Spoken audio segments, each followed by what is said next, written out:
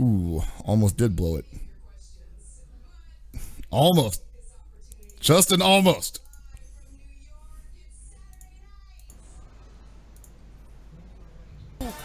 Oh, dude, I got another relic from the past I'm gonna show all you fuckers in a second. When you see this shit, try not to be impressed. Oh my god, is he... No, no, no! He's blowing me out! No, no, no, no, no!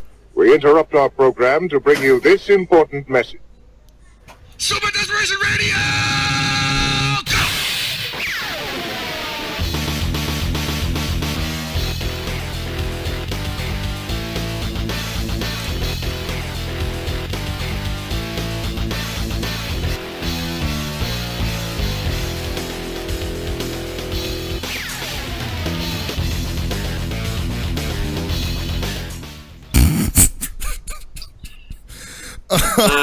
Oh man, that's good. That's the thing. What the fuck was that? So you know, just leave it out of context. All right, just leave it there. Welcome everybody to another fine edition of Super Desperation Radio. How you doing? I'm doing great. We opened up with a great clip by one Lord Walkman. Yeah, that's all I He say had about to that. remove his camera from the. I can't even be seeing right now. It's like it's over for me. You guys ruined my life. Oh, dude. As Gibby said, welcome to another great episode of Super Desperation Radio that you didn't want to miss because it's going to be amazing tonight. We have special guest the Esteban. I mean, what other names does he go by? That's the only two I know him by. Esteban the Besteban. Jesus, we have to work on that. Someone told me the Tekken camera guy. The Tekken camera guy. And I looked at them right away. I'm like, oh, they're talking about Esteban. Oh, he's over there. Oh, it's that guy. Yeah, I do believe we actually pushed one of his projects, didn't we? A little FGC documentary. Yes. FGC film. SGC film. The man behind the FGC film. FGC film. That's right. We have him. Get it right, Chris. You didn't botch the intro. You botched the promotion. I said the FGC documentary. Technically, I wasn't wrong. I was not wrong. What is research? Research is something that you know what research is? That's the shit I don't like. Wow. You're just gonna go back to that? That night. Goddamn. That's that shit I don't like. The film name, by the way, is FGC Rise of the Fighting Game Community. Mm-hmm. Yes.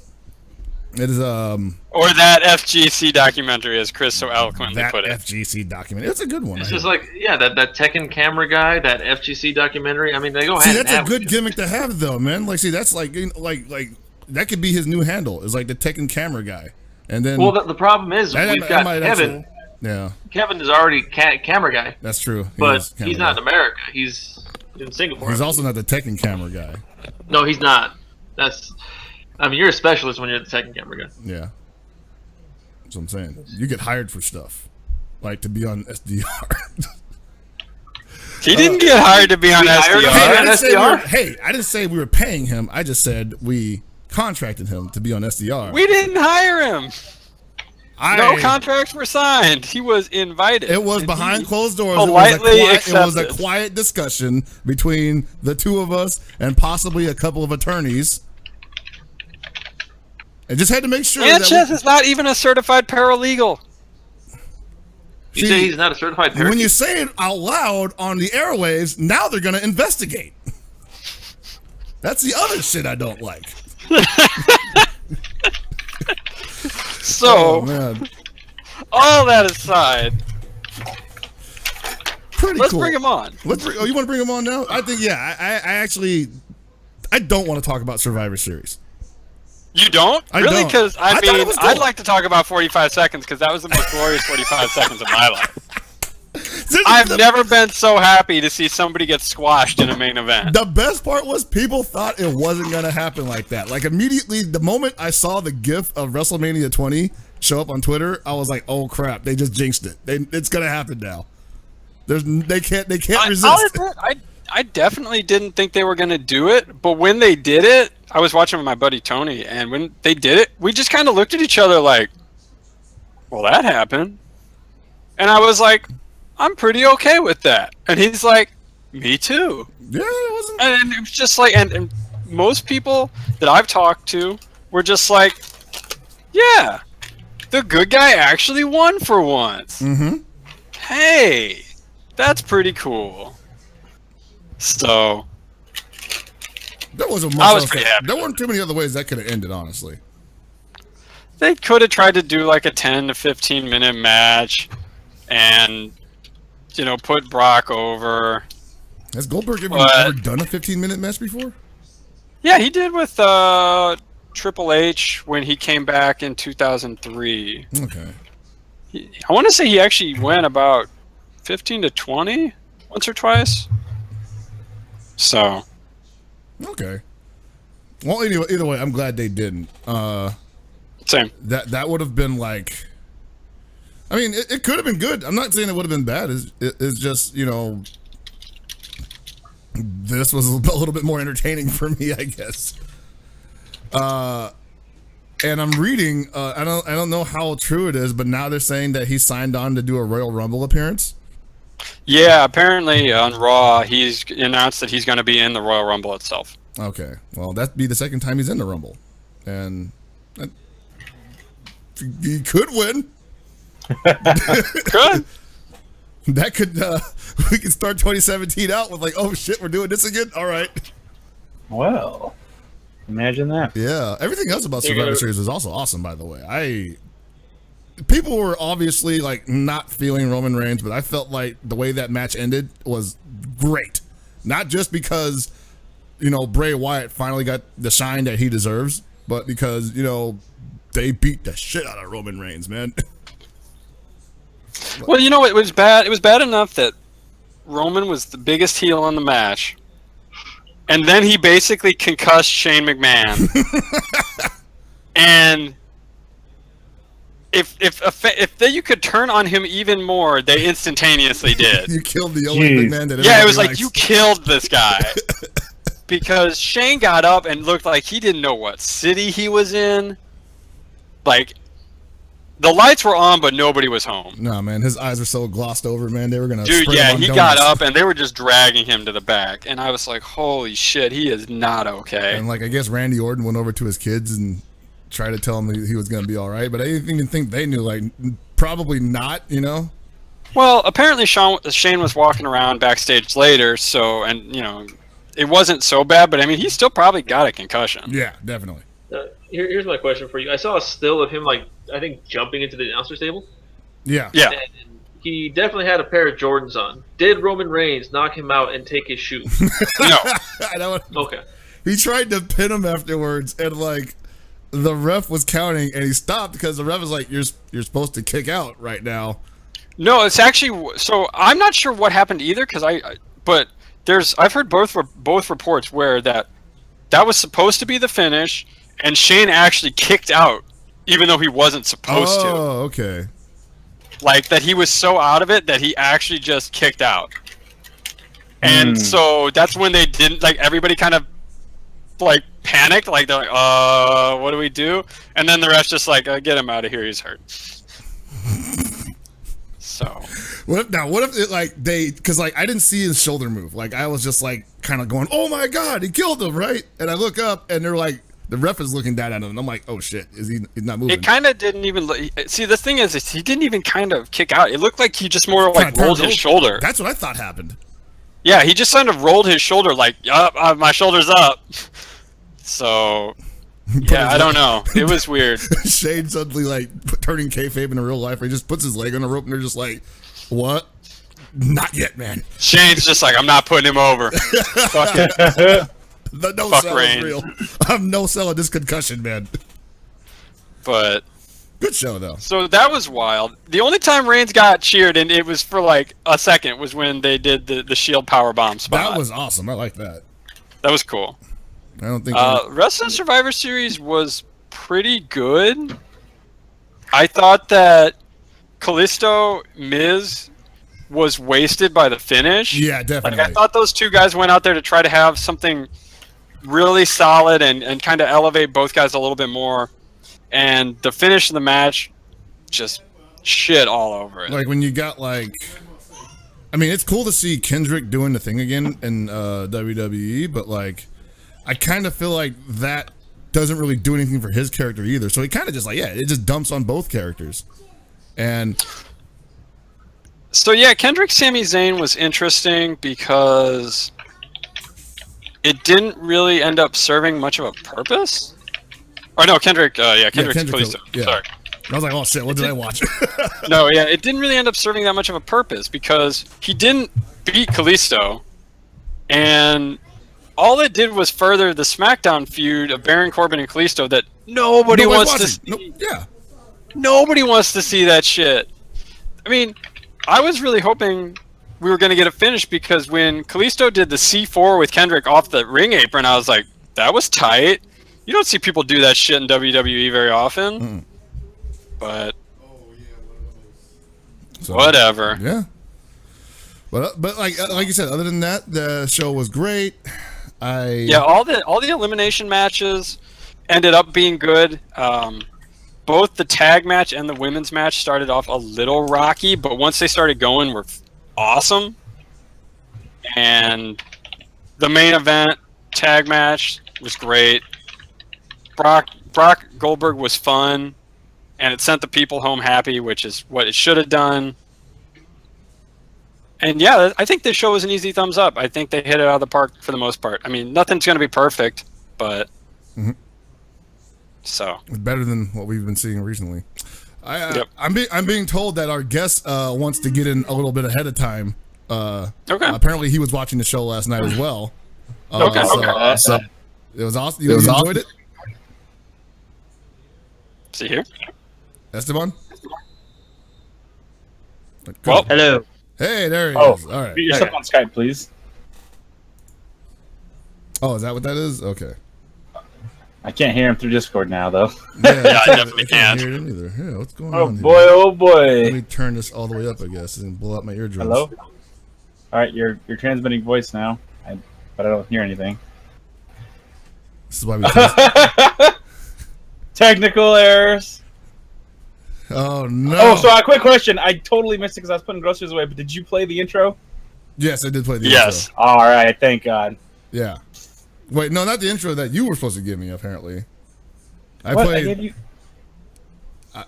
Gibby was telling me that you got somebody to do an intro for us, and oh no, not that one. Yeah. no, I played a different intro for sure. Did you play the one that I linked up, or was it different? No, I played a special intro. You didn't see it? Oh man, no. You were the I star. wanted to, but I was putting groceries away. You were the special guest star. Really? Yeah. I'm echoing through somebody's mic. Pretty sure it's Esteban. Yeah, I'm trying to get. Am I too? Oh, is that what I sound like? Yep. Yeah, your voice sounds really watery. Perfect. It's formless. Broadcasting from the water temple in Ocarina of Time. In the meantime, do you have any more thoughts from Survivor Series? Because when I was watching it, I was actually kind of tired and bored, and I just turned it off. Not that it was bad or anything. I think I was too tired to care. Well, it was a long show. I mean, you got to figure in the Midwest, pre-show started at 4, main show started at 6. So if you started with the pre-show, you were watching wrestling for 6 hours. That's a lot. I mean, and especially with TakeOver the night before. Yeah. So I think audio's still feeding through. Yeah, I'm getting echo on my end.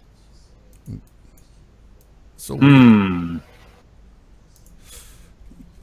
other than Bray Wyatt, coming out on top and hopefully continuing to receive that kind of treatment from the creative, then yeah, pretty good show. TakeOver was really good for people who saw that. Yeah, a lot of people were just going nuts about that the night before. TakeOver was a better show than Survivor Series, if only because there was only one match on TakeOver that I would put below great, which was the Dusty Rhodes Classic Finals Authors of Pain versus TM 6-1. Mm-hmm. And that's just because the crowd didn't give a shit about either team. And I don't either. They haven't made us care. Like, Authors of Pain are supposed to be this new age sort of dominating tag team in the vein of the Road Warriors. They even brought Paul Ellering back, but they don't have any personality. They don't cut interviews. It's just kind of whatever. So didn't they already do that with like freaking like damn, I can't believe I forgot their name already. You're talking about Ascension, right? Yeah, Ascension. There we go. Yeah, I guess for whatever reason they decided that the Ascension were not Road Warrior-y enough. So now they're these guys, and it's going over worse than that apparently because people like Ascension. It's like a lead balloon, man. Nobody cares. Ugh. And TM61, as the Mighty Don't Kneel, they're a pretty well-known independent tag team, but since they've been in NXT, they're also in that same boat where nobody cares because people don't know them. There's nothing. They haven't been built up as characters to the fans. They haven't even really gotten that much of interview time, so there's just no build. So there really wasn't a lot of steam behind either team going into this. So just don't care. Dude, that is rough. Well, our guest is going to be working with his mic issues. Hopefully we can get that. Hello. Oh, There we go. Sounds great. Perfect. Sorry about that. Wow. No, it's all right. I've never actually really used Discord before, so it's my first time. Oh man. We got the sideline talking some trash over here. Yeah, of course he is. Get the producer in here to like help you out with that. Sorry about that, guys. Welcome to the show, Esteban. Hi. Do you watch us normally? I'm wondering. Yes, I watch you guys, or I try to watch at least the archives every week. Awesome, great. So this is like. See, I think like you were talking about earlier during the pre-show with Art saying we actually have people who listen to the show. It's just they don't listen live. A lot of people, I think, catch the archives on YouTube. Catching them reruns, man. I like that. I respect it. We're basically like the FGC TV land, I guess. Sweet. You're the last remaining FGC podcast. Seems like it. We've only been doing this for 5 years now. Yeah, basically. Show that sucks is dead. Yeah. According to the producer in chat, you don't need to run a podcast every week. Why have a schedule? So, the Fray's gone. Wow. Well, to be fair, half the people who were on the Fray are gone too now. That's true. Jeez. People moved on to other jobs or basically don't participate in the fighting game scene anymore because they just decided, to do other stuff with their lives. Those assholes. Yeah, I think Magus is a pirate now. Last time I saw him, he looked like a pirate. Wow. That sounds accurate. I mean, he always seemed to be suited for that, and then so I'm happy for him. He finally got that parody he always wanted. Match the eye patch, hopefully. Darius, of course, is I don't know if he's a barista or a chef or whatever, like a supermodel. Maybe he's both. Hey, look, maybe he's both. You need a couple jobs to pay rent in NorCal. That's true. Like he got to hustle, and so Darius definitely he's hustling. And that other guy, nobody even know what happened to him. Hans? Oh well, I guess if you can call him Hans these days, I hardly recognize the man. Yeah, I don't know. I thought Hans faded away a long time ago. Like some guy named Nidell something. What's his name? Are you guys gonna give me this whole thing where it's like this dark Jedi name he no longer has? He's now Nidell. He's no longer Hans. I mean, honestly, man, I thought Shin Hans was the realest, but Nidell is probably the darkest timeline version of Hans. Damn, that's hate. Old Nathaniel Croissants. Oh, he's flaky, buttery goodness. Oh, man. All right, so we're going to finally bring you in officially because we are at that, we're near the 7 o'clock point where we do bring in the special guest. And so once again, welcome Esteban Martinez, the best Esteban. Why don't you introduce yourself a little bit to the crowd who don't already know who you are? My name is Esteban Martinez. I have a camera. I take said camera to events and I film stuff and I put it on YouTube. That's it. Nice. Hey. I like that. Hey. It's a solid record. I did some other cool stuff. I made a film called FGC, Rise of the Fighting Game Community, which is you can buy a copy or you can watch it on my YouTube channel, Hold Back to Block. And I'm currently shooting for the Tekken tour. Nice. I've been hearing you doing some excellent work out there for them. As long as everybody likes it. I would like to point out that Chris completely flubbed, like, bringing up your movie. He called it... I heard. Okay, I wasn't sure if you were listening, but... I wasn't trying to ruin his talking points. Uh-huh. Gotta let the man tell his own story. You could have just called it the actual FGC documentary that actually came out. Oh, wow. What about Much respect. What about King of Chinatown Fair? What? No. The King of Chinatown Fair, you know, it was What about Focus? Related on the fringe, maybe. Did Focus officially come out? Focus did come out. Oh, good. We're speaking in hyperbole here, okay? Don't kill us, people. The hyperbolic time chamber? Yeah, it just hit me. I helped work on a documentary that never came out. Yeah, you did. You worked on the Prince documentary? Ooh. What's up? You worked on the Prince documentary? Yes, I did. You worked on Bang the Machine? How'd you guys find out? I think you're in that. Somewhere. Like in the bottom of a pool or something shit. Yeah, Jaha probably F5'd me to a pool. He was at the bottom of a pool. I'm not with his Bronson. own dignity. But yeah, it's good that you actually got the documentary to come out because, as you said, it actually came out. And I think FGC documentaries, we only had like 4 or 5 came out for the most part. Yeah. And If there's even been that many that have actually been released. I mean, everybody's seen Bang the Machine, but that hasn't been really released. Yeah, that's not official. It's just like, hey, this is the footage we have, and here you go. So, I mean, it works. They show it like every couple of years or something.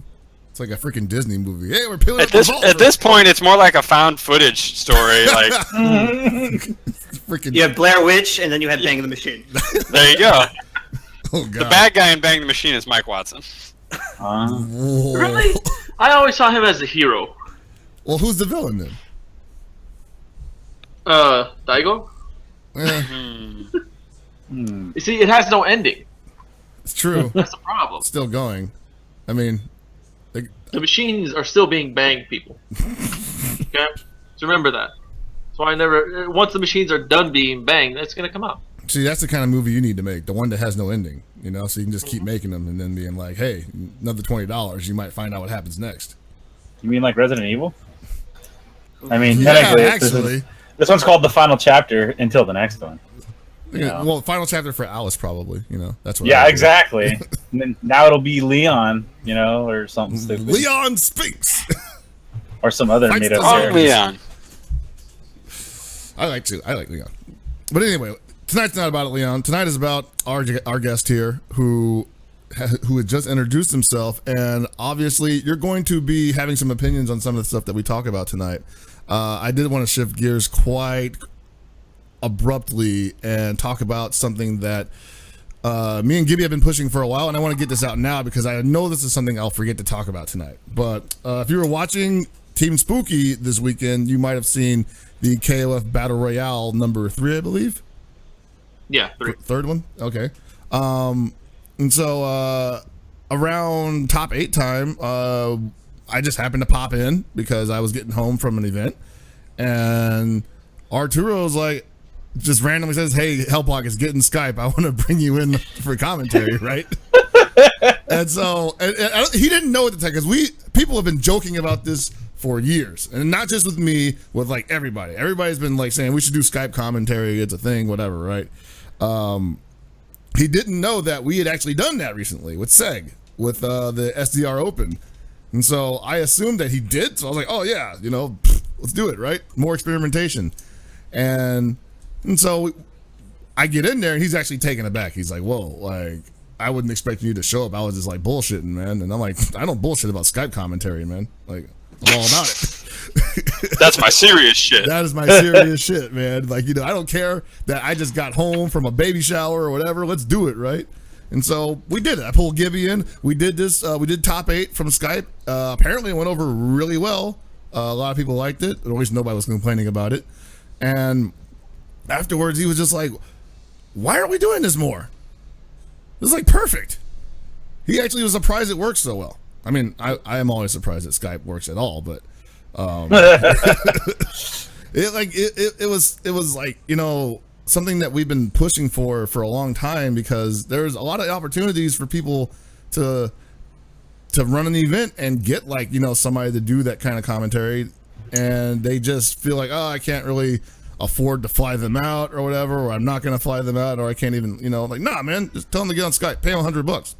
Yeah, man, just like football or something, right? Just put 2 guys there. Yeah, have them talk. Even if it's like somebody who is just like an analyst guy, right? Like a specialist, and you call him for, like, you know, to check on the rules. That's basically what they do. Now, Gibby, you and I agree that this should obviously not replace in-house commentary. That's crazy talk. But I think that this is something that needs to be explored, because we wouldn't even be the first ones to do it. I know that Overwatch tournaments are doing it.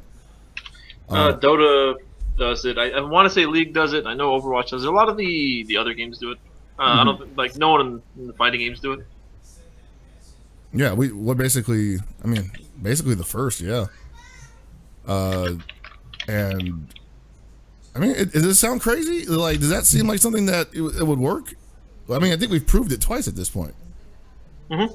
Well, we've done it twice. Once with the SDR Open this past weekend, and it can definitely be better than what we did in both cases. And when I say better, I mean better for the commentators, to make sure that it goes over well. Because Skype is better for video stuff now, when it's still shit for voice. So you know, you use Skype for video, you use Discord for audio.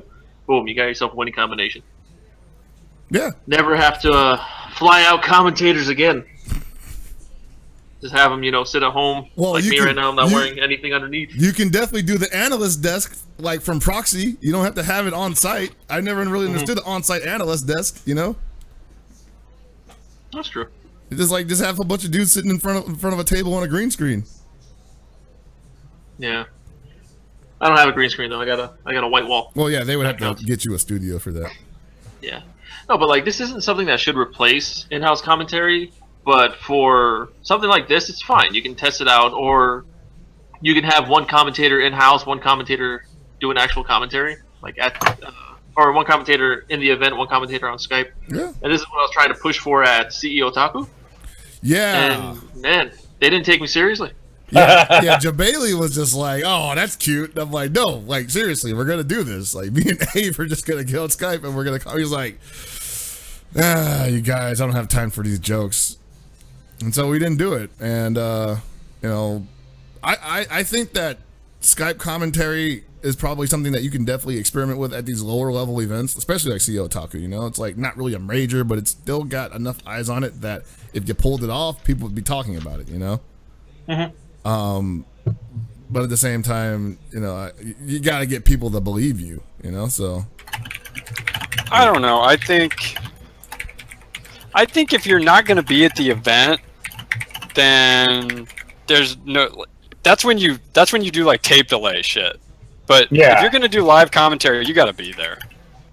Yeah, definitely. I agree. Like, it would have to be tape delayed. Yes. Yeah. Like, I think, like, what were you going to say, Tony? I was just going to say that, like, you know, preferably the most optimal situation is for you to be there, not just for, you know, production's sake, but because there's a lot more energy in the air that you can feed off of when you're a commentator, when you're in the room, versus when you're on Skype and you're kind of, you know, like you said, you're in your draws. Actually, I don't know. Like, I think it'd be fine.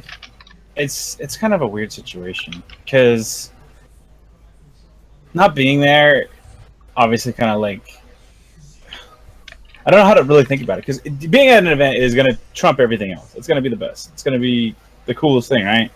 But, you know, obviously, sometimes people's schedules aren't so flexible, you know, unless, like, they're really pushing for their commentary, you know, to the point where, you know, they quit their jobs. But if, like, even if you have someone who, like, has a day off but can't normally go out to it because, you know, they're busy working or there's, like, a project or something falls through, you know, you could bring something in, or you could have alternates, you know, on coming in. It seems like it's a good thing moving forward, but it definitely won't replace the old mainstays. You know what I mean? No, right. I mean, it could be something for like local events. Like we have a couple events in Philly that we don't have a streamer out here, and so things don't get streamed, but they can get recorded. So if you wanted to kind of upload matches from your locals, but you didn't have a local commentary team, you can have people Skype over them later and put it in post and stuff like that. Or like even look at something like Strong Style. Like Strong Style, I'm still not convinced it actually happened, but it existed in another realm. In the other timeline. Didn't all the videos go up? You see, Strong's went back to the past and he stopped the end. No, don't believe all the videos ever went up.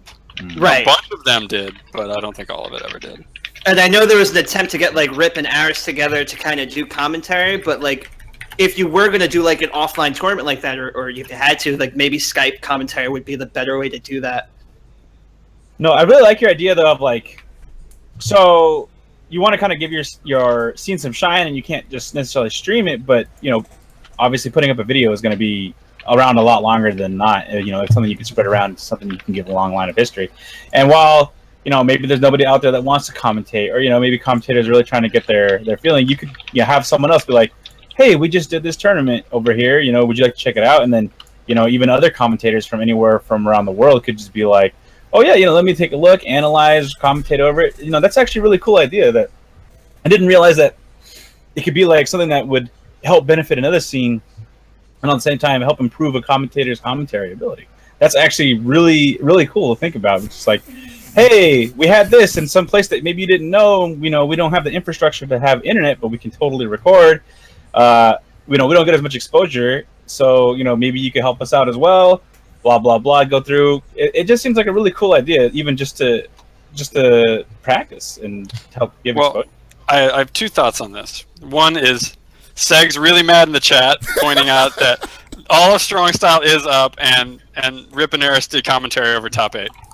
The second thing was the previous Strong Style, which was, I believe, at the very beginning of 2010, was not streamed, but they did local recording and they did local commentary too. So they just did the commentary there while the matches were going on. And I still think that's better than Skype commentary. I really don't see... I see that as basically Skype commentary and the idea of it as an evolutionary dead end. Because what we want is to get to a point where commentators are going out to every event because they can go out to every event because that's their job. Yeah, that would be totally great. Yeah, I want to work towards that too. There's no reason to stop that train. And I think that trying to look into other things doesn't sort of derails that idea. Like, I want us to be at a point where it's like, look at the Tekken tour, which is a great idea because we're talking about it because Esteban was working on it. Those guys all flew out to do commentary at all those events. Yeah. So, and they were flown out and they were paid and they were roomed as part of that was their job. And that's the way it should be. Honestly, yeah, it should be. Like, that's what I would prefer. Like, when I went to do DreamHack, they flew me out, they gave me a room, and they paid me on top of that. They actually would have gave me something to eat too if I had asked for it, but but the thing is like, I don't want Skype commentary to become some kind of a standard, because obviously there's like an audio fidelity issue you're going to run into. There's going to be a delay issue. There's going to be straight up just like, you know, problems that you would not get if you can get everybody in the house for that. And to that end, I think people should probably, if you're an organizer, make more attempts to pull people out. And I'm not saying that nobody isn't, but that's definitely where you want to focus on. But I also think that there's room for having somebody be a voice that may not actually be there. And you can just pay them like just for showing up or for showing up like in digital form, more or less, because they have something to add to it, but they couldn't be there, or that's not part of their contract. You know, they're not worth the flight to come out there, but they still add something to the stream. That's what we want to reach for. I think that's a good idea, but I think in that case, I look at that more like you'd compare that to Around the Horn or Pardon the Interruption, something like that. I don't think you do that for commentary. You do that, like you were saying earlier, for like an analyst desk or for a variety show where you're more, maybe you'll show some footage of a map a match, and then you'll talk to somebody on satellite. That's way different, I think, than trying to do live commentary, though. No, I don't think that's something that we should. I don't want live commentary or Skype commentary to overtake the major events, because those events can afford to fly people out for that. But for these smaller events that want, I don't want to toot my own horn, but people ask me how come I don't go to KOF events all the time, and I'm like, I got a kid, I got a job, I spend most of my time at home. But work sucks. Work fucking sucks, basically, right? But, maybe you run a monthly and it's pretty cool, and I wouldn't mind doing some work for you, And I could do it from Skype. And this at least puts a nice, it helps get your event and your scene out there a little bit more. And I don't see why people shouldn't be open to do that, especially if it's not going to cost that much from the person who's organizing it. Well, I think in that case, we need to start looking at events, and we've discussed this. We need to start really classifying events again, because everybody wants to be a major. That's not true. That's just patently fucking false. It's not possible. You can't draw that many people. So maybe scale it back a little bit. Like, hey, when you admit you're a local or even a regional, you don't need to have the best people on commentary, because you're not spending that money to be a huge tournament. Right, exactly. Yeah. You're not final round. You're not Evo. Like, these are big events. They can actually afford to do that. Like CEO can afford to do that, because Jabali will put money down sometimes. Combo Breaker can afford to do that. Those are big events. But I mean, your great example is just look at let's see, what would be the recent Rewired event in Arizona. That was pretty much a regional. Yep.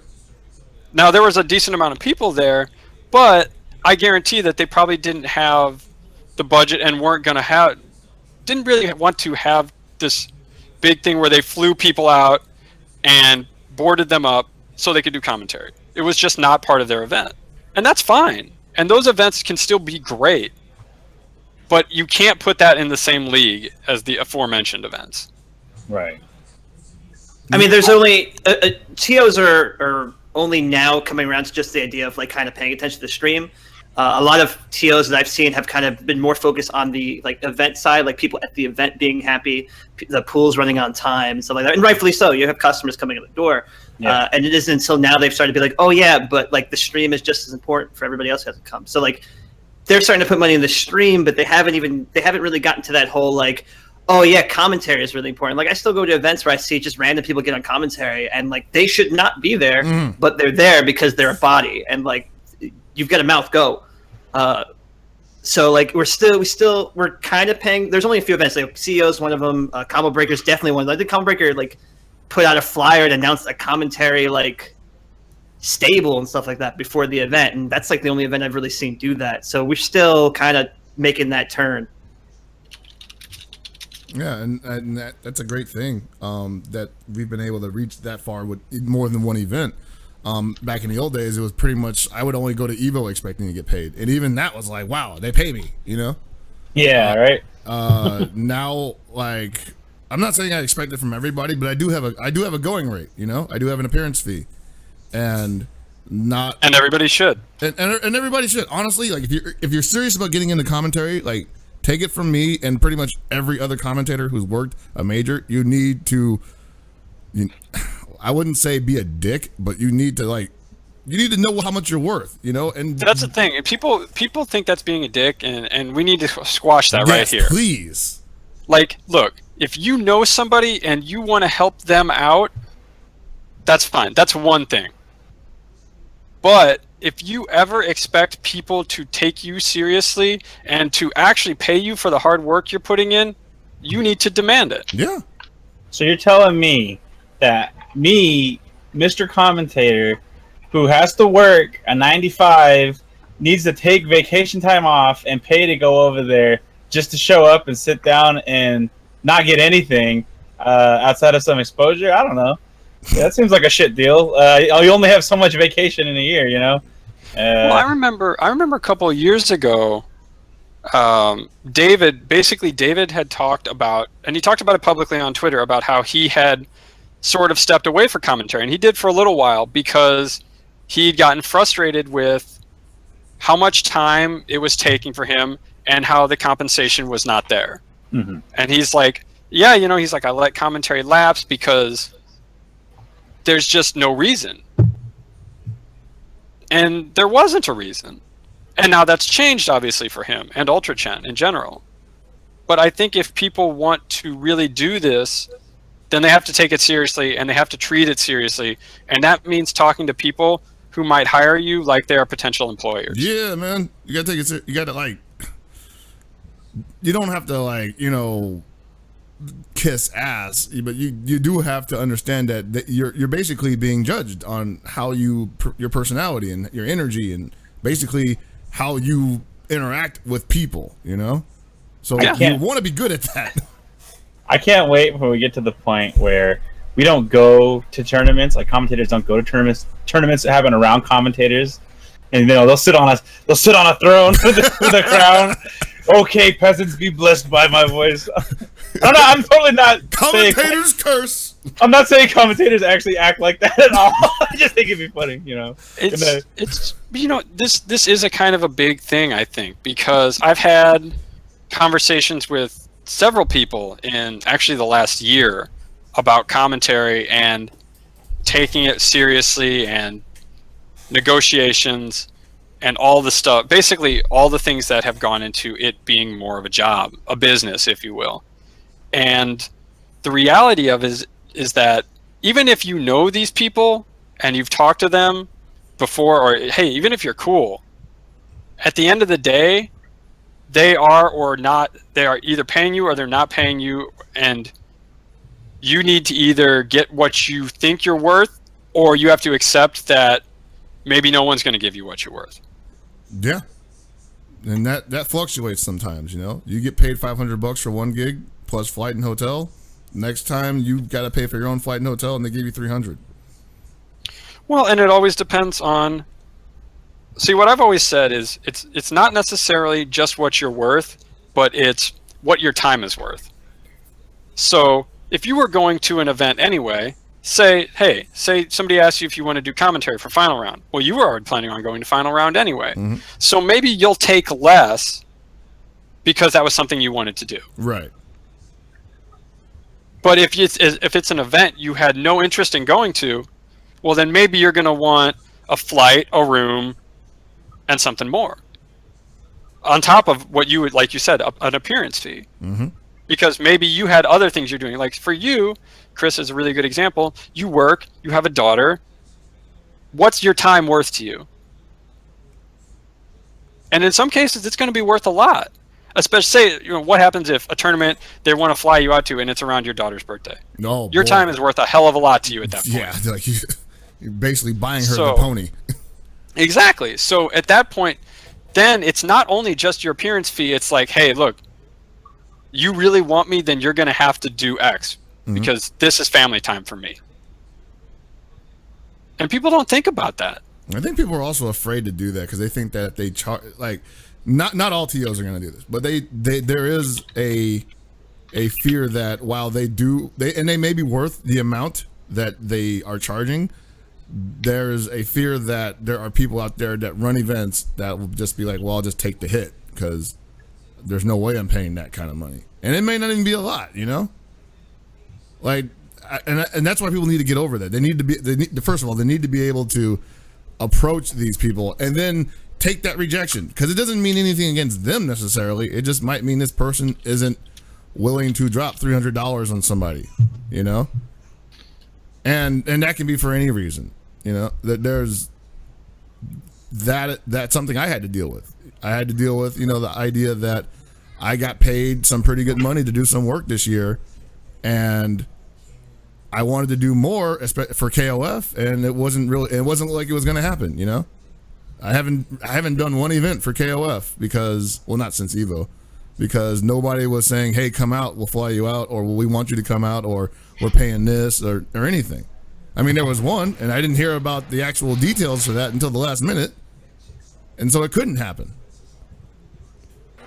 Yeah. So. Another thing about the commentary that I'd just like to add, even though it doesn't really add anything to the conversation, but if you are a commentator and you expect something without proving yourself, go fuck yourself. You know? I should be there. It should be me. I have a blah blah blah. Okay, well, how have you been on commentary? Well, I think I'm dope. Oh, okay. All right. And I think my mom says I'm cool. Oh damn! Jesus. And I think conversely too, like I think a big fear for a lot of commentators is, or at least was at first, and probably is for some of the people who are just getting started, is that if I don't take this job, I might not get the next job, and the next job, and the next job. And what that boils down to is really proving you're worth it. So, and you can do that in any number of ways.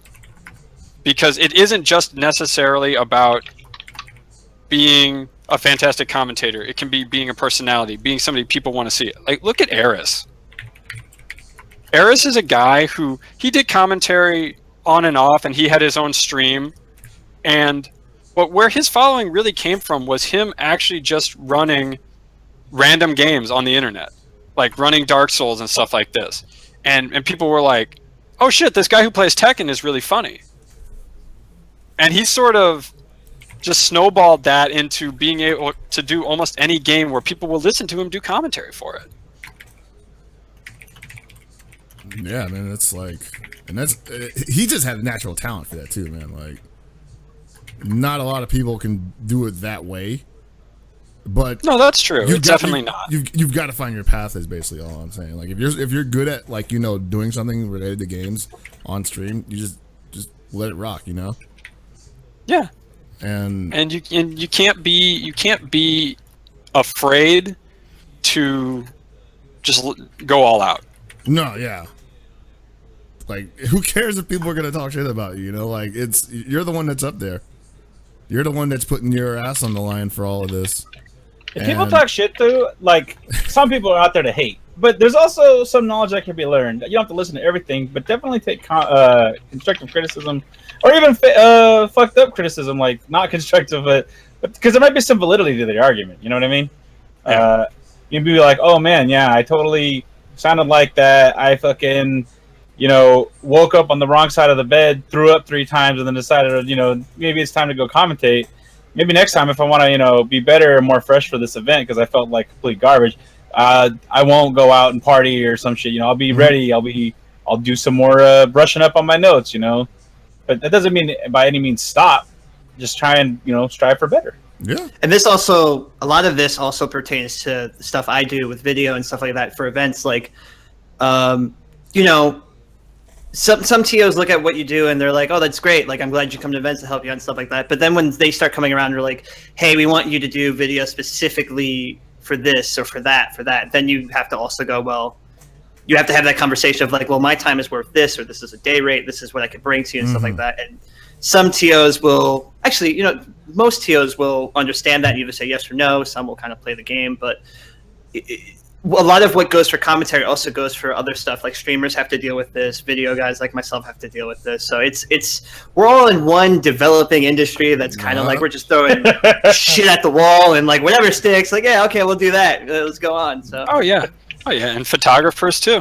That's why it's been great to have, like, guys like Jabali, like Rick, like, Markman and Namco have just been really good. Capcom's been like cool about pulling people out, and they're pretty much, they got their guys, and they tell us these are the guys who are going to do work for us, and we're not going to give them everything they want, but we're going to give them a pretty good, package. I'm going to give them whatever they want. I'm going to give them whatever they want. I want to go back to my job. I'm going to give them whatever they want, whatever they need. You guys really get me hopeful that someday the federal government will legalize esports. So, legalism. Bringing it back to your work on Tekken Tour, what actually have you been doing with them? So what I've been doing is I've been going to, since Final Round, so it was like I go to a stop. So Final Round was the first one. I go to a stop. I just film the event. I film people playing the game. I do interviews and stuff like. So we're doing like little like 5 to 8 minute documentaries of each, like mini docs of each stop. So like kind of finding the story of the event as well as the larger Tekken tour. So that turned into a lot of Anakin just whooping fools and opening up spots, and then Punko whooping fools and opening up spots. But it was just kind of getting to know the community, kind of getting to know the game. Like community's learning this game at the same time everyone else is. We haven't been able to play it. So what's the game like? What's FR like? What's Akuma? Like all that kind of stuff, as well as just getting to know people like Anakin and MYK and like Just Frame James, stuff like that. And then that all led to 2 weeks ago. It was 2 weeks ago, which is the North American Finals, which we had the last chance qualifier, which was a grueling 17-hour experience that, oh boy. That was awesome. It was awesome. But man, like being in that room and actually feeling the hope drain out of people, like you could see it going out the hallway as like each. It started off so like ha ha ha ha, we're 1 tournament down, and then you get to 7 and realize there's only 2 spots left, and they're like, oh my god, like what? But it was great. The first 8 were just warm up tournaments. Now's my time. Yeah, I got it. Man, I really hope somebody gave Reno a hug, man. They gave him VIP at least. That was nice. I felt so bad for Reno. Oh god, that might be in the latest video that's coming out soon for the finals, where I talk a little bit about. Well, I don't talk, but I show a little bit about the Reno Spiro match, which I'm pretty sure was like the best Tekken match of the entire tour, and it was in last chance qualifiers. So that was pretty good. And then we do the North American Finals. So yeah, I've just been going around doing little mini documentaries and stuff like that. Oh, that's really cool. Yep. And then I'm going to Japan for the global finals in 2 weeks. So I'm gonna go film that. December 10th, right? Man, shoot, I need to get out there. Yeah, December 10th. And this weekend is the Japanese qualifier, or Japanese. The Tokyo stage. Yeah. Okay. That's badass, man. Like, Tech is not fooling around. I never thought that we would, like when Capcom Cup started doing what it was doing, like I was like, wow, we reached this plateau like super quickly, you know? And then a year later, Namco's doing it. Like I would argue almost even better, because they're making like, it looks like it's more fun to work for Namco, in my opinion, as a guy who would work on an event like this. At least the qualifying rules make more sense with the second score. Yeah. God, we've talked about that ad nauseum, I think, at this point. I think people are even tired of hearing us be like, hey, at least Tekken made sense. Hey, we can talk about how SNK doesn't even have any rules. Let's not. Oh. You know, that's... We can do that for another show. Yeah. Another show, I mean, we did it a week or 2 ago. Yep. There's... Definitely, yeah. Like I said, there's a lot of movement, and it's moving really fast. And I'm thinking back to that appearance I made on esports weekly on IGN, and they asked what was 2016 supposed to be, or what's happening next year. And I'm like, well, this is the year that we decide if we have some stability, if we got some staying power, because we've grown massively now. Are we either going to keep growing, or are we going to like stay where we're at? I would actually, I'm loving the growth, but I also wouldn't be disappointed if we could prove that we could stay where we're at for a year. And then the Tekken Iron Fist tournament series starts, and I'm like, okay, we're growing, and it's just getting bigger. And then KOF World Championship series starts up, and I'm like, okay, nobody saw that coming. And now I'm wondering, like, well. What's NRS going to do? How are they going to top this? Because they technically got the ball rolling. Yeah, they had the ESL stuff. Yeah. I'm like, okay, well, they're obviously going to do something like that again. Well, I shouldn't say obviously. That might jinx it. But they have the ability, they have the interest, they have the history to do that again. Does it get bigger? Or are they the picture of stability where they just keep running what works and it just keeps working? Well, I think it's going to be, we're going to find out once we get a date for Injustice 2. Because I think that, I don't think XL, if they're going to do any kind of league qualifier offline, I don't think it'll be XL. I think it'll be Injustice 2. Like, so, but we'll see. They could just do ESL again because ESL's been pretty successful for them. Yeah, and that's what I want to see. I always wonder too, like, because obviously we have Evolution and we have like total support from companies and such like that, which is totally awesome. But there's nothing really stopping someone from just taking a game and running away with it, right? And then like making something of itself. That's kind of how the fighting game community started as a whole. Like if I'm just gonna be like, all right, from now on I'm gonna push super hard. I don't know. Let's just say Dark Awake on the PS3, and I go out there and I blow it up. I add like $10,000 pop bonuses and stuff like that. Like, there's nothing that's stopping me, right?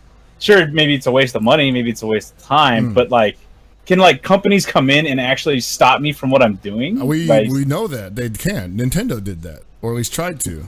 Yeah, but like, look at Brood War in Korea. They went all out with that. They loved it, and Blizzard didn't get a dime. But now, if you want to have a tournament, it has to be on Blizzard server under what Blizzard accepts. And obviously that kind of changed, but that wasn't more of like a legal thing. It was more of like okay, we got to make our new game, and like they made it impossible for them to do it otherwise, right?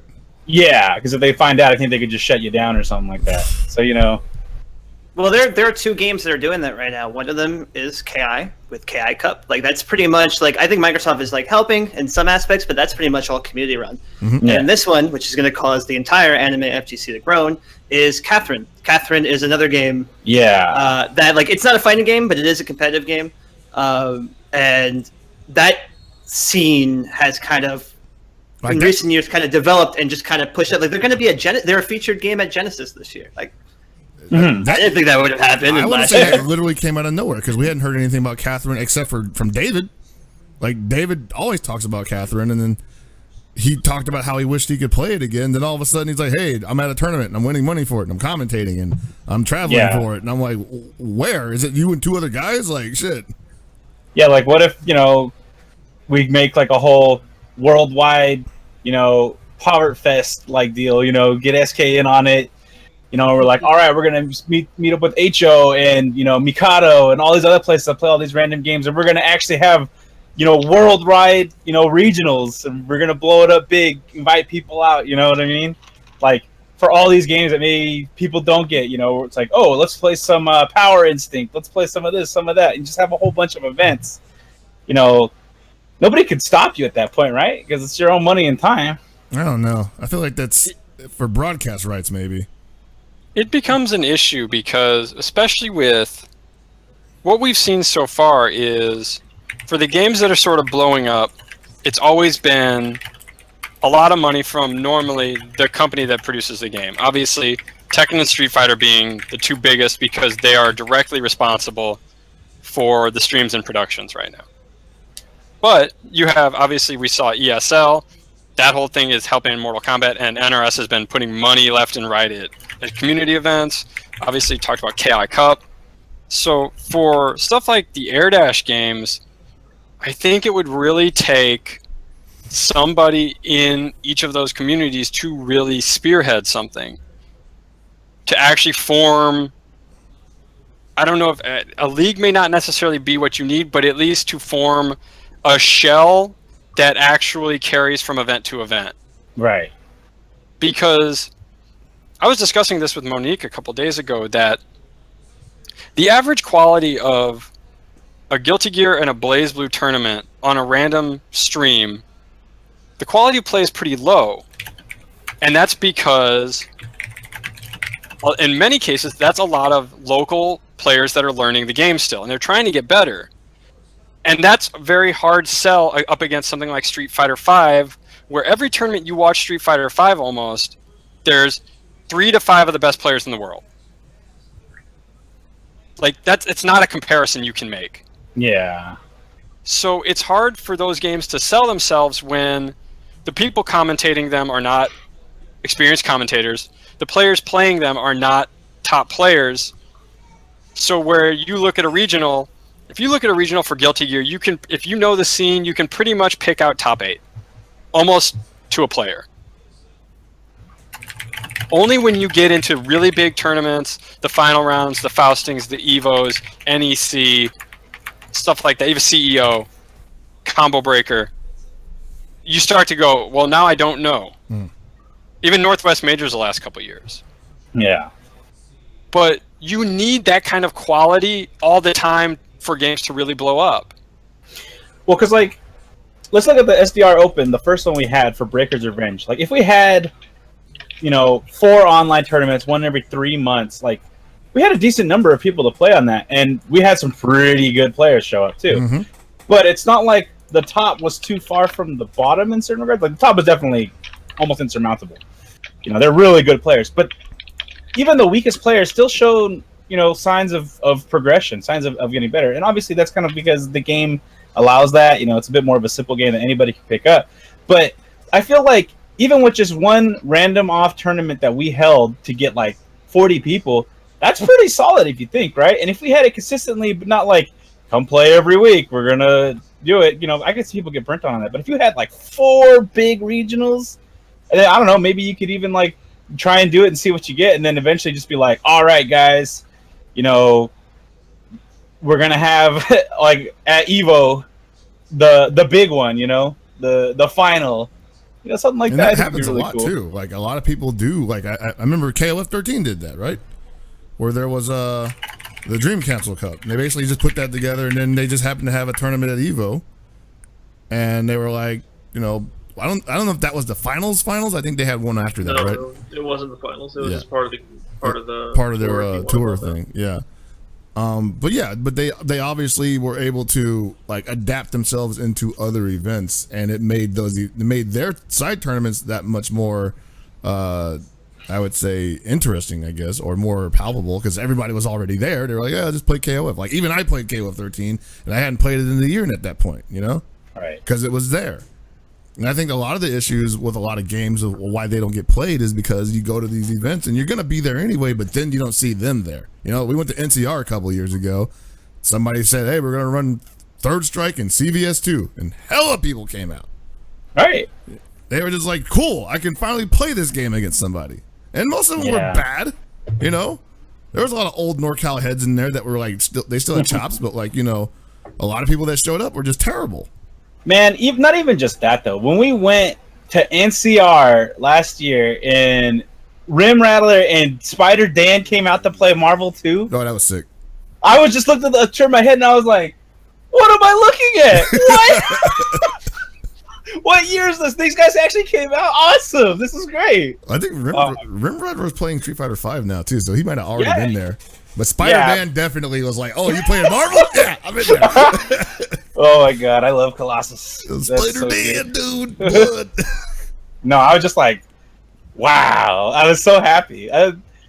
NCR might be one of your smaller tournaments, but God, is it like, it's really, what is it?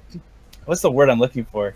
It might be small, but it's jam-packed with like everybody that all the people you see. It's really like a loving atmosphere, you know what I mean? It's like, because I didn't go to SCR for the last couple of years, so I can't say it's like SCR except less Hollywood.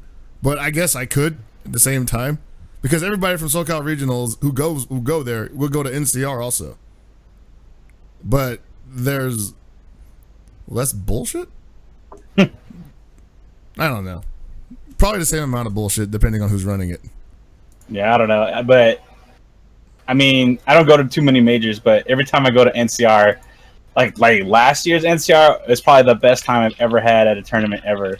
And this year's EVO was okay, but NCR blew everything else out of the water. Like, it was great.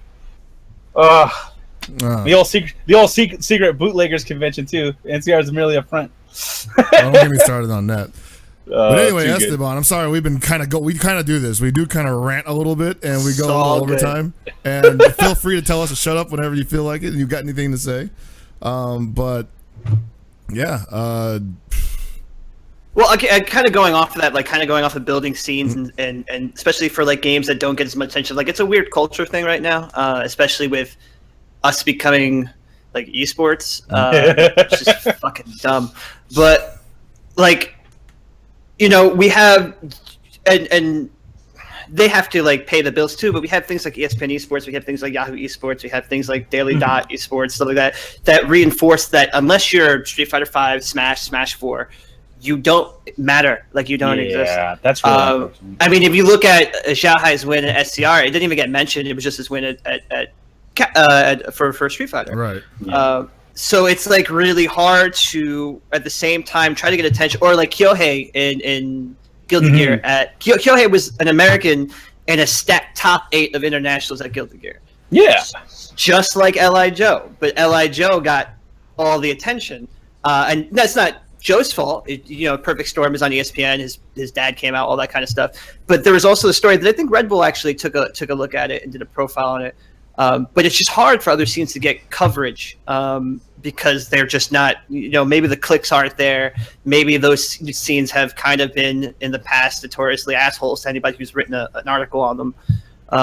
So like there's a weird fight with also public perception with smaller games and stuff like that I think needs a closer look at. I think the thing about, and I'm going to speak from the Guilty Gear community right now, just that there is a public perspective on a lot of people who play Guilty Gear that the scene has reacted negatively toward press, and that's sort of a chicken and egg, because for the longest time it was born out of the only time our game gets covered, it's not anything relevant. It's always something like, this is some also-ran shit. They don't actually know the community. So people would just kind of be very flippant and brush it off and blow people off. Like, okay, thanks for absolutely fucking nothing. Now, is that the way you should react when somebody's trying to give you a little bit of something? Maybe not, but as somebody who lived through this game being shit on for a decade, I kind of understand.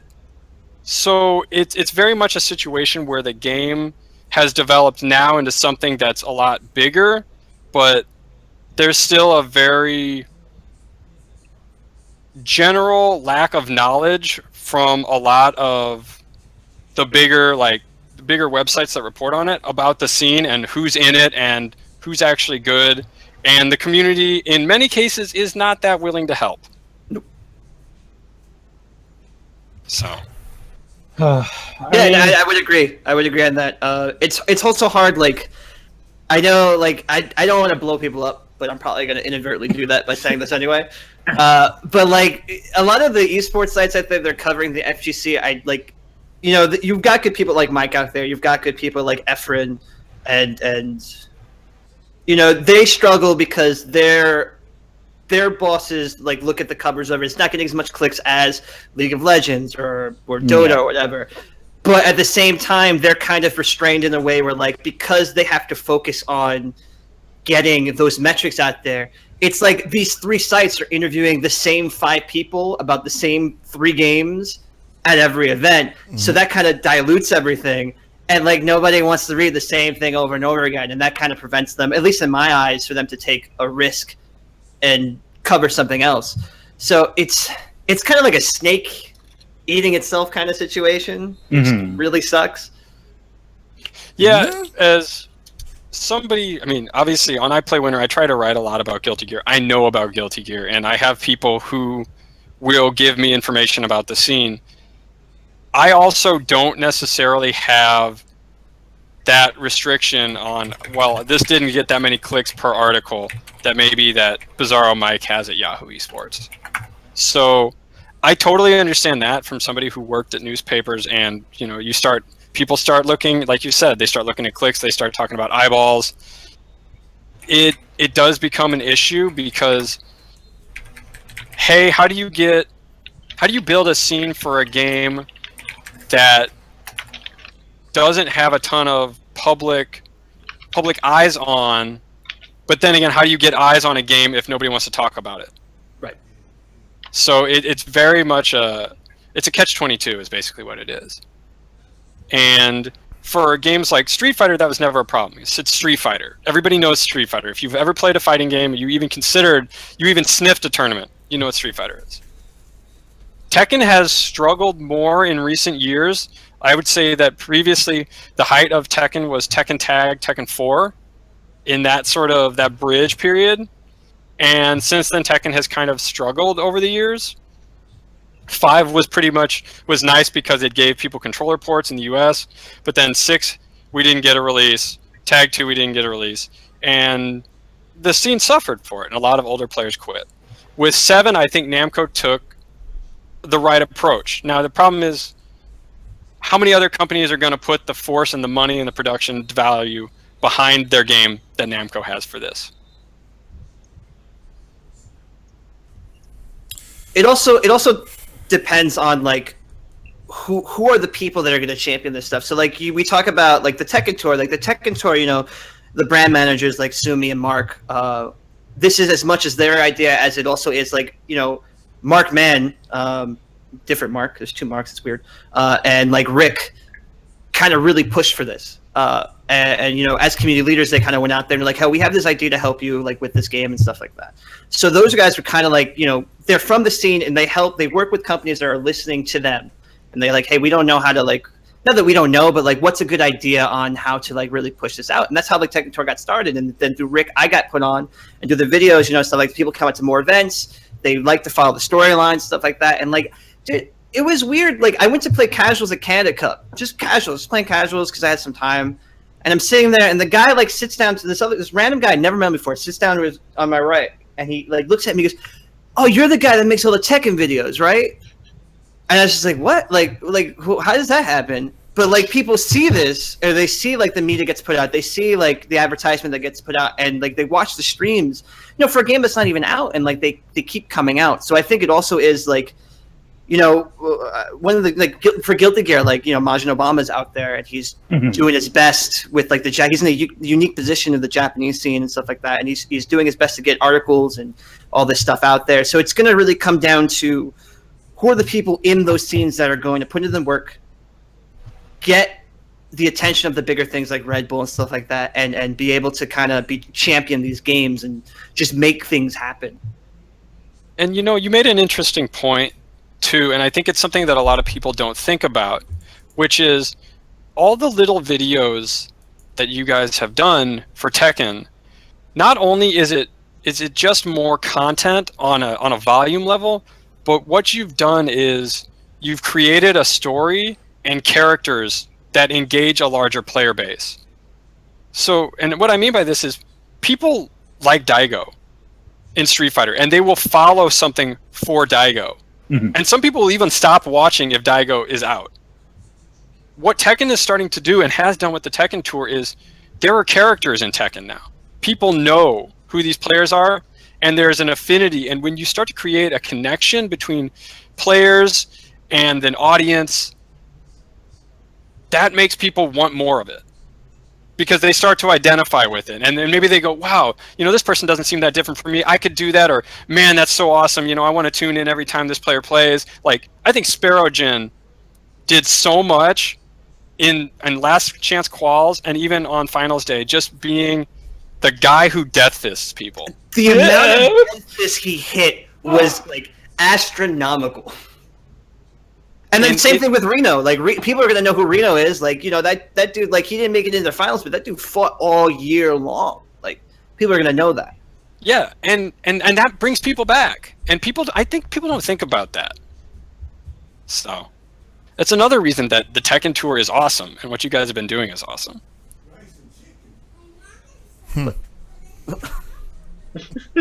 God damn it! The Tekken Tour is awesome. Spicy chicken. Oh, dude. Yeah, it's just something that, you know, there's no like rubric. There's no blueprint. I mean, some people can do stuff and it works for them, but, you know, as we've seen with other people, they'll just try to run like a world tour and it may not work like that, or they may not even know how to get it off the ground and stuff like that. So it kind of takes some experimentation, I would say. Everything esports right now is just a startup, and so it's the Wild West. It's a freaking bubble, baby. And well, people got to realize it's the Wild West. So try shit. I just said that. Yeah, well, he's reiterating the fact. Like, stealing my lines, man. No, what I mean is because it is the Wild West, people should be out there trying shit. Like, fuck it, do something. Yeah, that's what I say. Like, even if you don't think it's a great idea, even if you're not sure that it's going to work, like if you have something, you're like, maybe people be interested in this. You know, why the hell not? It's funny that you bring that up, and the first thing I think of, so I took a history of the Far Western Frontier class in college. It was actually really interesting. But, so, you know how they always have in the movies, they have the gunfights where, a high noon, they'll shoot you.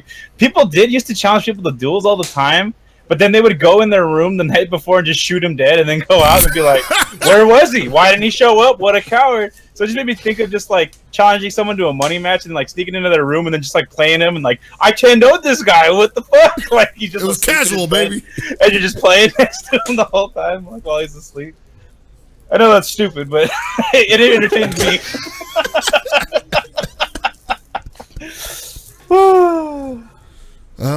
I mean, yeah.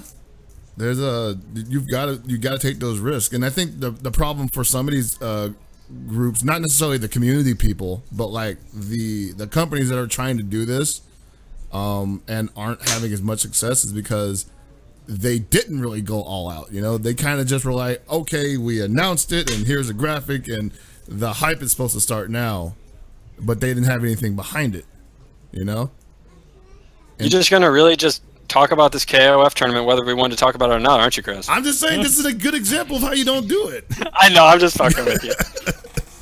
It's they had a great, I won't say they had a great opportunity to do it when they did it, but they're doing it. And so if you're gonna do something, the lesson is, don't half-ass it. Don't announce stuff and then go dark for months. Don't retroactively apply rules to things that people didn't even know happened. Not that I'm saying that they did that. That's just something that you don't want to do. Yeah. Wild West, it's a bubble. Try to burst it. If it holds up in a year, you got something that's going to win. I would like to officially announce the next KOF qualifier is going to be in my garage. It might be. I'm there. It might be. Yeah. Coming down, baby. Get myself a spot. Zhao already confirmed to attend. Oh, shit. And I think it could be as simple for stuff like air dashers and anime games, because I think that's sort of what a lot of people they could be on the cusp of something. Mm-hmm. And I think maybe what it needs is something like what you guys have done with the Tekken Tour, is things like player profiles and just talking to people about the game, even just little vignettes like that, where maybe getting to understand the scene more and the players more, and it would become less intimidating to certain people. And maybe intimidating is not even the right word. Maybe it's welcoming. Maybe it's more welcoming to players. Something like that. Yeah, that's totally on my super long list of things I want to do once things wrap up with Tekken. So we'll see how that goes. Yeah. I did a whole documentary on Lord Knight. Yeah. Who thought that was going to happen? I love that too. People watching when the movie came out, I remember one tweet. I think it was from whoever runs the FGC English Twitter. Yeah. Was just like, oh my god, this movie is all about anime and Lord Knight. I'm like, ha, gotcha.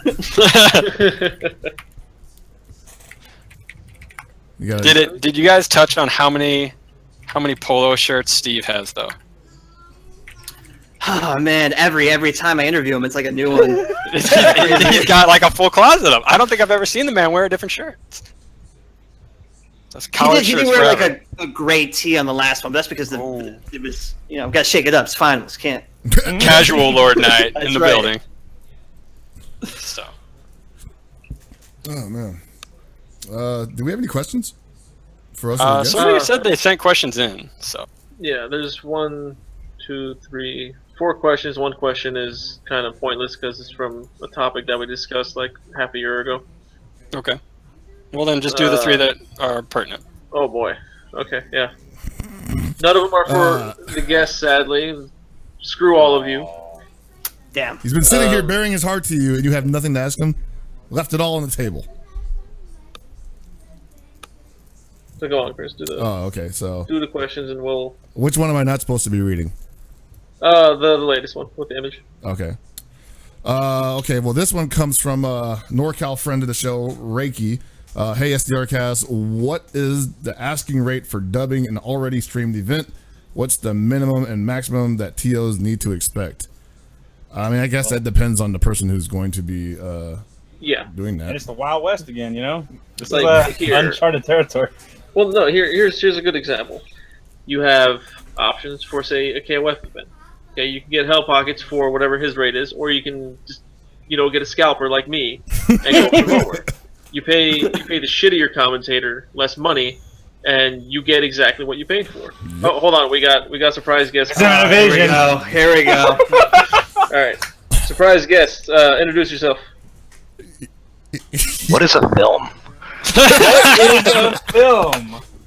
So Chris gave me shit the last time we talked because he's like, oh, why do you make films? Like, you don't shoot on film. Definition of film is a series of moving pictures. So fuck you.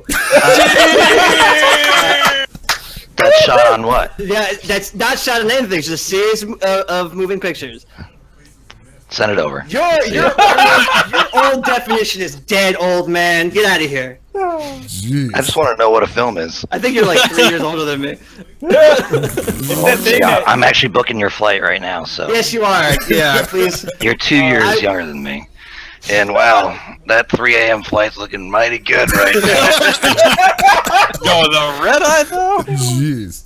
I believe if he doesn't want it, I'll take it. I mean, for real, I can. I believe a film is the thing that when you leave your pudding cup open, it appears Oh on the man, top. nobody wants that film. The art house Tekken film.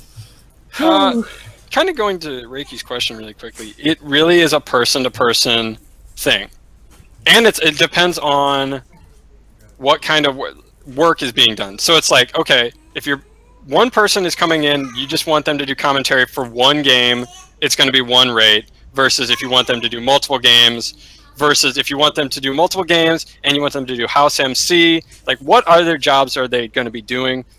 Those rates are going to vary a lot. Wait, are we talking about commentary rates right now? Yes. Yeah. I'm out. Bye. I got to talk to you about NCR actually. So. Don't go Wow. All right. I'll give you back your Tecate. Hey, that's better than nothing, man. Best All way I right, got next all year. question. Next question appears. I don't even know if there is another question. I mean, it's kind of You said similar. there was like 3 or 4. I don't. Are they all the SDR cast? Because I got like 2 on SDR cast. Yeah, I see. Well, you don't want to answer that one? This one's not even a real question. This guy's been trying to troll me all day. Let's actually ask the most recent one, considering that it seems like it's more for our guests as well. Okay. Yeah. Well, this is a quick one because could international Skype commentating be a thing? I think it could be, in the sense that if they want to have English commentary but they can't afford to fly out a guy from an English-speaking country, they could totally just ask the guy to, like, hey, you want to Skype in for commentary? Sure. What about the Global Force Wrestling in New Japan? They're not there, right? Like, when the Global Force had JR do Wrestle Kingdom Heat, they actually flew him out. Oh, okay. Yeah. They sent him to Japan. I was gonna say that there might be some delay issues in that if you are Skyping in from like one country to the other, especially across the ocean. I think that's part of the reason why we couldn't get certain guests on this show. But but other than that, I mean, yeah, I think it's totally a viable option. On to the next question. Next question. That was pretty easy. See, I didn't lie about that one. Next it was quick. You lied.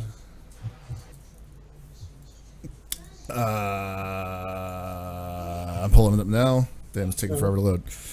Wow, this is actually for our guest. What was it like to cover Persona doing your documentary? So, LK it was BlazBlue, really. BlazBlue was the game that we played. But, I've known LK for a while now. I met him, ironically, at, just a friend session. I had no idea who he was. And then, all of a sudden, I see a picture of him on stage at EVO taking second place. So I was like, this is cool. So, he was a cool dude. Talked to him. We played the same games. I was not good at Persona. He was very good at Persona.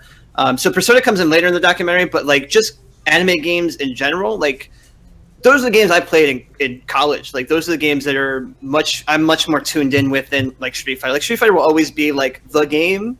To me, that was the game that got me and everything. But Guilty Gear AC is a game I played nonstop for 8 hours a day in community college to go in class because fuck class. It's fucking I got Slayer. But so and it wasn't, it was less. LK, LK was the subject I picked because 1, he was likable. 2, he had an interesting backstory, and 3, I believed honestly he can win Evo, and I think he will one day. But it was also the fact that I wasn't seeing anime coverage in the scene. I saw all these documentaries coming out where it was Street Fighter this, Street Fighter that.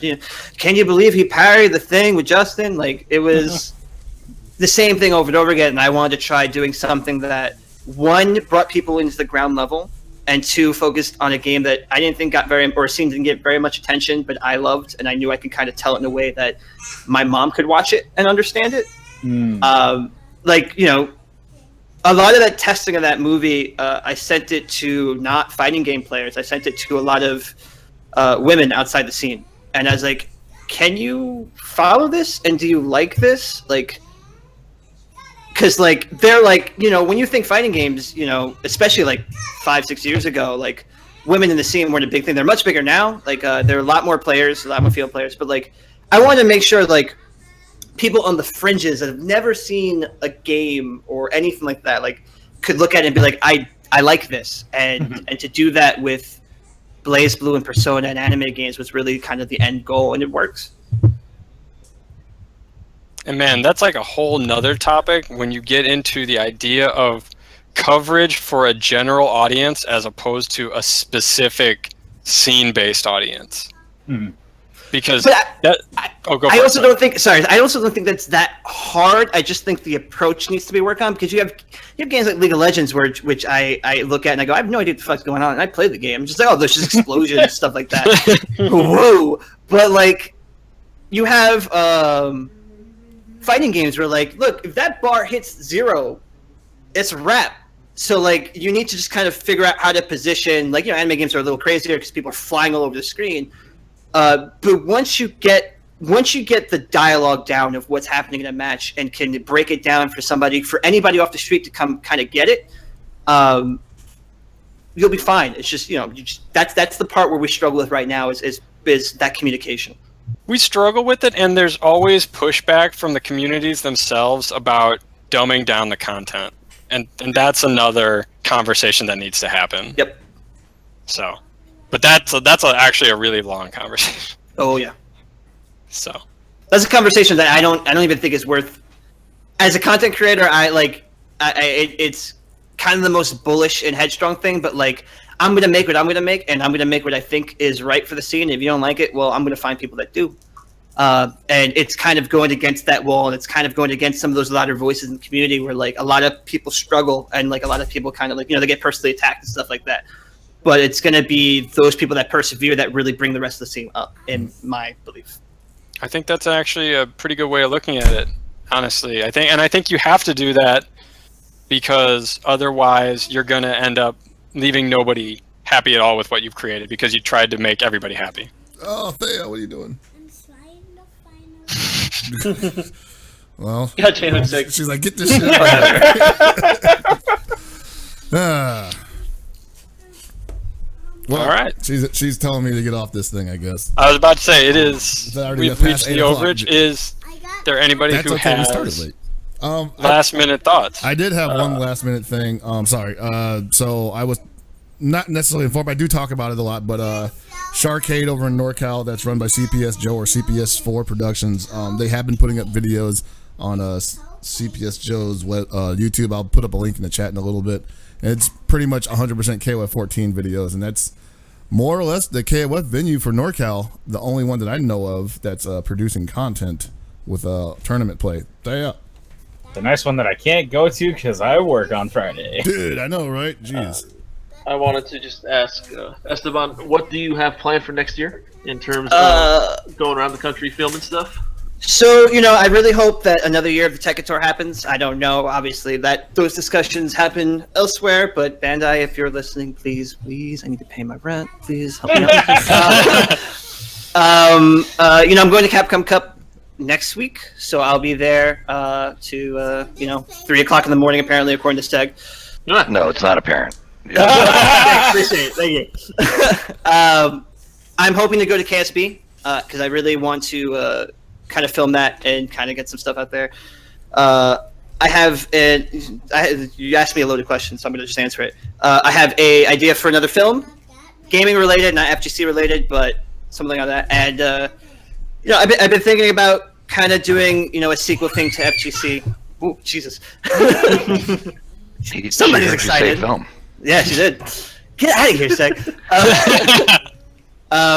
I want to do a sequel thing, kind of more based in history. I've had this idea for a Marvel mini doc. Wow, Ruth there.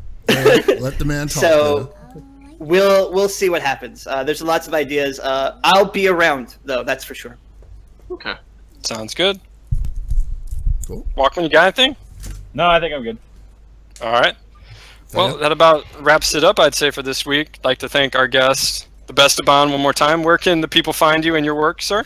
You can find a lot of my videos at youtube.com/holdbacktoblock. You can follow me on Twitter at twitter.com/thebestaban, and you can also watch the film on Hold Back to Black. But if you like the film, please consider purchasing a copy. You get the film and additional interviews, and you can do that at fgcfilm.com. All right. And I'd like to thank Seg for just coming on and being Seg and tearing it up. Hey man, I've been in meetings for the last 12 hours straight. I heard you guys talk about commentary, and Esteban triggered me. Wow. It's all good. Film. So, right. yeah, no, I appreciate it. You guys are the most watchable. Actually, no, that's not true. That's fair. You guys They better be. They're the last ones left, Seg. Bro, there's like 10 more that you just offended. Yeah, probably. James Chen is crying in a corner right now. James That's a whole Chen's other probably not story. even on tonight. Let's face it. Yeah, I don't know. I think I'm playing Civ with Sage Am right now. So. Okay. Jesus. All right. Wrong with you? Well, that wraps it up for another episode of Super Desperation Radio. From everybody here, good night and good luck.